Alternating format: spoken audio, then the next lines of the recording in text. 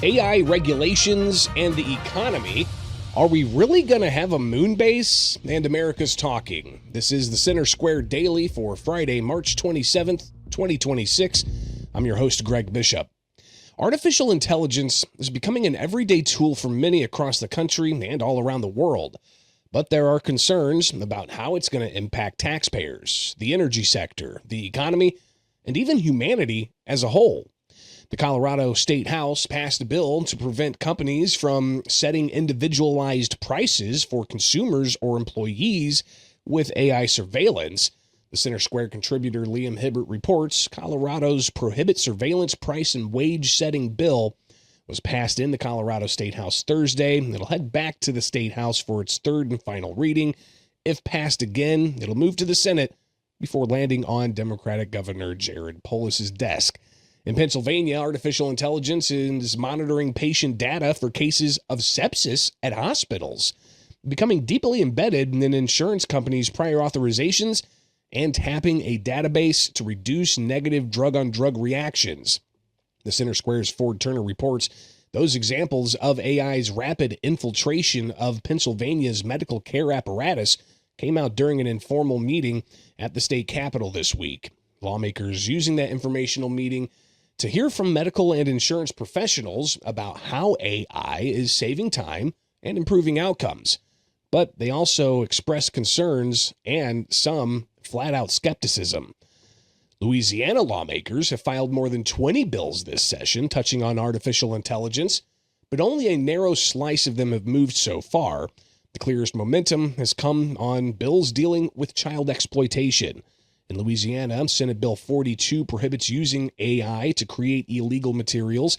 That passed the Senate 36-0 and was sent to the House. Senate Bill 110 bars using a child's image to train an artificial intelligence model to produce illegal materials. That also advanced out of the Senate, now pending in the House. But the broader regulatory push has moved not as fast. State Representative Josh Carlson telling the Center Square the efforts to regulate it further have run into familiar resistance from business groups that are wary about state-by-state regulations. Republican leaders in the U.S. House, meanwhile, they're pledging to enact some of President Donald Trump's newly released national legislative framework for artificial intelligence regulations. The proposal outlines how Congress should address AI, threats to child safety, intellectual property rights, and free speech, as well as AI-driven rises in electricity costs and integrating AI in the workforce and national security sphere. But in Texas, Republicans expressing opposition to that plan to expand artificial intelligence and data centers to support it. All of this looking at possible rural communities. Now, data centers require large acreage and a large volume of water, plus increased electricity usage. In a move against what many argue ignores federalism and states' rights, the Trump administration order it seeks to override state AI regulations, claiming excessive state regulation thwarts this imperative. Now, another area of divide seems to come from recent statements the First Lady made. On Wednesday this week, First Lady Melania Trump held a Future Together summit, introducing the first American-made humanoid and advocating using artificial intelligence to teach children. That response has not been positive among educators or Christian leaders. Figure 03 was developed by Figure AI, Inc. It's a robotics company which received venture capital funding in part from Jeff Bezos and other groups within the technology sector like OpenAI, Microsoft, NVIDIA, Intel, and others. Now, in her keynote address, Melania Trump highlighting 3 goals to transform public education, using AI to personalize learning, using humanoid educators as at-home tools for students, and advocating for the role of technology and education as a driver for America's economy. But Lance Cashion, CEO of Fort Worth-based Forge Rooms Foundation and pastor of King's Cross Fellowship, took issue with what the White House was advancing as policy. Citing Genesis 1:27 in the Bible, he said, "Human beings are the only creatures made in the image of God. Anthropomorphizing machines is not only dangerous to society," he said, "but it raises ethical questions." Now, from the impacts on humanity to the cost to consumers and taxpayers, a significant number of American voters are blaming AI centers for rising energy costs across the country. The Center Square's Voters' Voice poll found 15% of registered voters blame AI data centers for rising electricity costs. Across the country, additionally, 22% of voters, they say companies are using AI data centers as an excuse to raise profits. Combine the two responses, 37% of voters blame rising electricity costs on data centers being driven a lot by artificial intelligence. And as we found from our conversation earlier this week with Steve Gorham, Executive Director of the Climate Science Coalition of America, AI is bringing in a lot of investment for data centers, which in turn increases the demand for energy. This year, 2026, we have the big tech companies, Amazon, Microsoft, Google, Meta, and Oracle, that are spending $650 billion combined on data centers. And this is a number that's bigger than the individual gross domestic product of 168 nations on Earth. A good recommendation for states is to have these data center people build their own power plant instead of trying to take power from the grid. So this has now revolutionized the power system in the United States. It's the biggest thing, and it was unforeseen up until 3 years ago. Now, how that energy demand will ultimately impact taxpayers, ratepayers, and natural resources, it's expected to be a point of continued concern for both policymakers and consumers. Speaking of the future, let's find out what NASA has planned and how much it's going to cost us taxpayers. With an update on that, we turn to the Center Square's Brett Rowland to talk about what kinds of new real estate potential there will be opening up on the moon. Brett, thanks for taking time with us. Just curious, what do you think taxes will be like once we do get on the moon? That's a good question. NASA hasn't given word on that, and neither has the president or Congress, but I'm guessing that they'll follow us everywhere we go. So the big news this week was that NASA is going to scrap its Gateway program, which was essentially a replacement for the International Space Station, and they're going to go with a moon base instead. They're going to use the parts from that Gateway project, which ran into a bunch of snags, was already over budget and behind schedule, and they're going to essentially build a $20 million moon base over the next 7 years. Now that those costs could increase to about $30 billion over the next 10 years. But that's a little bit longer timeline and includes a number of different projects here. But so we've got the moon base, which will include some sort of nuclear reactor. And then there's also plans to bring a nuclear reactor to Mars and to launch a bunch of helicopters to explore the red planet further. So this is the biggest announcement we've seen from NASA since Trump said that he was going to go back to the moon. So this is a really big development for NASA. Now, Brett, we could probably go in a totally different direction here and talk about whether or not we even went to the moon in the first place, but that's for a different type of program. Here we're talking about the taxpayer cost. Before we get into some more detail here, I do want to share some of what a NASA administrator had to say during the announcements this week about the importance, she says, is working with the private sector and having so-called public-private partnerships and how that could possibly save taxpayers. This is Dr. Nikki Fox, Associate Administrator for NASA Science. Every day, I wake up with the goal of getting more science into space at a lower cost for our taxpayers. Today, we will dazzle you with some space mission updates and debut a lot of new science ideas and new opportunities for us all to collaborate together. Available resources, of course, can limit what NASA can do as a single entity. But if we are able to share risks, costs, and expertise, we can achieve greater results and improve return on investment for our taxpayers. In this way, we are building a more robust and resilient commercial space economy. We're interested in expanding our reach into public-private partnerships to allow NASA to address more priority science objectives. So, Brett, does this mean that we're going to see the private sector possibly helping with that $20 billion in cost, or are taxpayers going to be the ones, footing the bill to then contract with some of these, private sector partners? We're going to have to see. So the big announcement came this week. all of these plans are going out to bid right now. So we'll start getting those back in the coming years. This is going to take some time. As Jared Isaacman, the NASA administrator, said this week, it's not going to happen overnight, although things are going to start picking up real quick. So next year we'll start to see more moon launches. We'll start to see more essentially launches into outer space, and then more prep to get these beyond the moon missions ready. So we'll see the moon base start to come online, and then after that Mars, and then we'll see how far NASA can go. But right now they've got a really strong administrator. They've got money for now, and they've got big plans for the future. So this is going to be something that really changes the way we view space exploration, and certainly the way Congress looks at space policy. Trump has made this a big push, and we'll see how far he can get. $20 billion for a moon base. As you said, that could actually be a lot more, just depending on how these plans unfold. And when you get out into the great beyond of outer space, you can imagine all kinds of things could pop up, and cost overruns and change orders, and who knows. But that's just one portion of overall taxpayer funding expected for NASA. Your story that people can find at thecentersquare.com talks about a couple of other different operations, different projects that are going on, costing billions, if not hundreds of billions of dollars. Break some of those other investments out.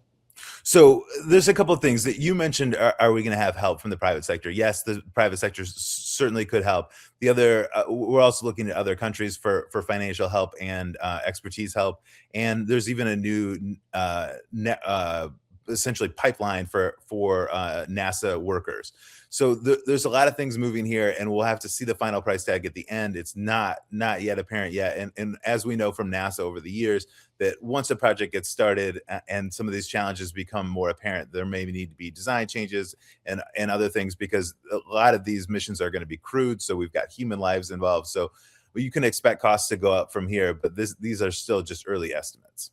Of course, previous NASA programs really revolutionizing science and getting all kinds of instruments out in space with, I don't even know how many different views of the sun we have, for instance. It's pretty incredible, the different filters and just how far away these satellites can be. Of course, a lot of this taking money to perform these things. So clearly this is a big line item for taxpayers, and a lot of interest for people who I would assume support these kind of endeavors, but I'm sure you're also going to find some criticism of people saying this is maybe not the best use of money with how much debt the United States has. I think that the Trump administration would argue that these are essential programs for getting past the moon and getting further into space. But again, there's going to be so many challenges as this comes online that we'll have to see how it plays out. You know, one thing I saw when I was going through some of the material, Brett, was the different types of things, including, planetary protection systems and like satellites with laser beams on them to aim at asteroids to ensure that they don't turn into a Hollywood movie here. I mean, what else are we looking at with NASA? There's a lot coming online. So this is, there's just starting to roll out the vehicles that they'll put up there and some of the equipment. They've been preparing for crewed launches, which we could start to see later this year and into next year. So this is really an exciting time for NASA, and a lot is happening. The other things that we're going to have on the moon, you can expect some advanced communication systems and sort of essentially laying the foundation for these beyond the moon missions that'll come next. Another question for you, Brett. Which fast food restaurant do you think first will be raising their flag on the moon? That's a great question. I think that they're going to have to see larger populations and larger workforce on the moon before they invest.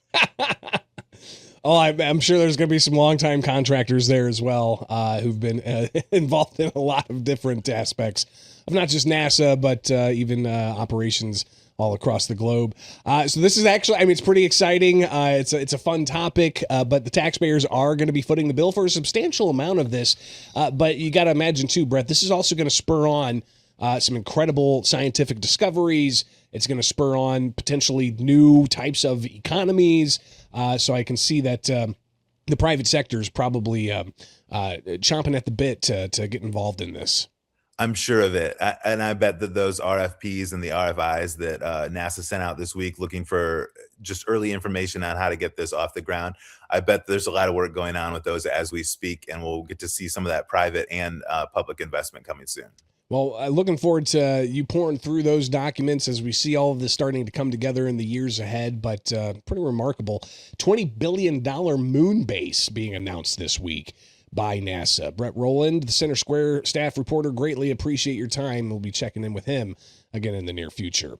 Now it's time for America's Talking, with headlines from across the country you can find at the Center Square. All right, the price of diesel fuel reaching an all-time high in Washington State today, $6.55 a gallon, according to AAA. That means a driver filling up a 200-gallon tank for a big rig using diesel is paying more than $1,300. That price spike being blamed in part on the conflict involving Iran and also refinery disruptions, tightening the supply of gasoline. But the Center Square reporter, Carlene Johnson, says states like Washington face even higher prices due to stricter environmental regulations and higher state gas taxes. Now, the trucking industry and school districts across the state of Washington feeling the pain at the pump.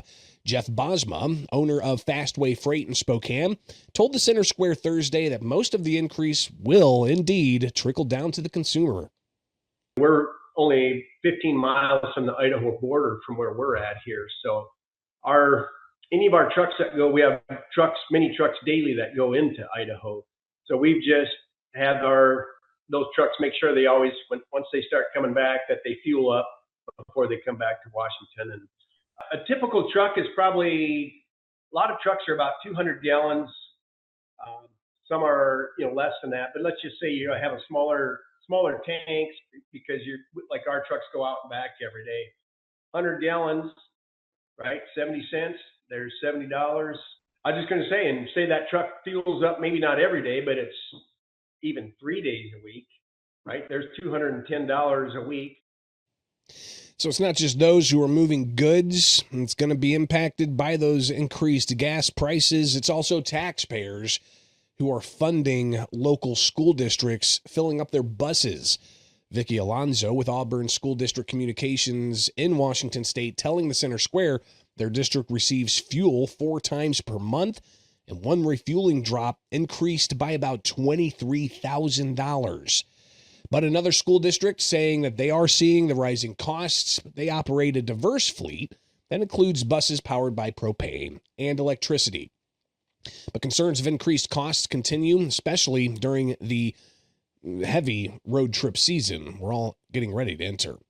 In North Carolina, precedent-setting cases, the U.S. Supreme Court and the 4th District Court of Appeals guided a North Carolina judge to uphold that state's photo identification voter requirement this week. The Center Square managing editor Alan Wooten reports North Carolina voters approved voter identification at the polls in 2018 through a constitutional amendment on that November ballot. But in those midterms, 55.5% of nearly 3.7 million voters were in favor. The court this week saying that it must follow the law of the United States Supreme Court and the 4th Circuit. And that left State Senator Phil Berger, the president pro tem for the North Carolina General Assembly's upper chamber, said, finally, after 7 years, we can put to rest any doubts that the state's voter ID law is unconstitutional. He went on to say this is a monumental win for the citizens of North Carolina and election integrity efforts. 24 states require voter ID. 12 others accept some kind of form of identification without a photograph. The California Senate unanimously passing a bill Thursday that renames Cesar Chavez Day Farm Workers Day.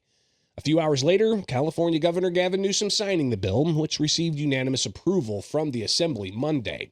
That March 31st state holiday was going to be known by its new name. It was, again, Cesar Chavez Day, and as the Center Square's Madeline Shannon reports, the legislature moved to rename the day, originally in favor of Chavez, after a New York Times investigation published this month found that there were multiple allegations of sexual abuse and assault by Chavez against women and girls for years. Chavez, who was president of United Farm Workers, died in 1993. The California legislature joining other governments across the country in removing Chavez's name from parks, schools, streets, and days honoring the U.S. farm worker movement. The Phoenix City Council Wednesday voted to rename Cesar Chavez Day Farm Workers Day, while the city of Seattle took Chavez's name off of one of its parks in the South Park neighborhood. And a bill that would require Illinois workers to be provided more protections from excessive temperatures made progress at the Illinois General Assembly this week. The Center Square reporter Sean Reed reports House Bill 3762, as amended, would require the Illinois Department of Labor to adopt extreme temperature safety standards for employers by the beginning of 2027, with enforcement beginning the following year. The bill would require employers, when conditions are hot, to provide water colder than 61 degrees, paid rest breaks with access to shade, either schedule modifications or task rotation to limit exposure and access to personal protective equipment. But what about when the temperatures are too cold? Well, the bill says employers must provide thermal protection and face coverings, mandatory warm-up breaks, and either schedule modifications or task rotation to limit exposure. A Republican state representative said the bill's scope was too large and emphasized that it could possibly impact things like professional sports teams. But the Workplace Extreme Temperature Safety Act recommended for adoption by the Illinois House Labor Committee upon agreement that it would be back with an amendment. They wrap up session May 31st. And that is America's Talking, with headlines from across the country. Sign up for the newsletter at thecentersquare.com. And also like, subscribe, and share The Center Square on all your social media channels. From my studios in Central Illinois, I'm Greg Bishop, and you could join us back here Monday for more stories impacting you, the taxpayer, from across the country, only with The Center Square Daily.